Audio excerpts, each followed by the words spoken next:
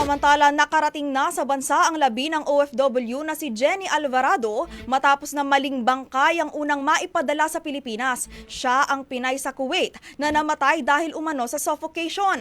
Ang update sa balitang ito alamin natin sa ulat ni Brigada Jigo Custodio. Ibrigada mo! Brigada Live Report! Mula Kuwait, dumating na dito sa Pilipinas ang labi ng OFW na si Jenny Sanchez Alvarado. 4:45 kaninang hapon na lumapag ang eroplanong lulan ang labi ni Jenny. Sa pangunguna ng DMW at OWA, sinamahan nila ang naulilang pamilya ni Jenny na kunin ang labi nito. January 10 pa dapat dumating ang labi ng OFW pero maling bangkay ang naiuwi at labi pala ng katrabaho niyang Nepali na kasama niyang nasawi.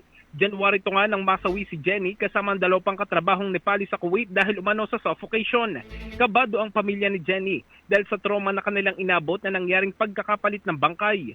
Natatakot sila na baka maulit na naman ang nangyari.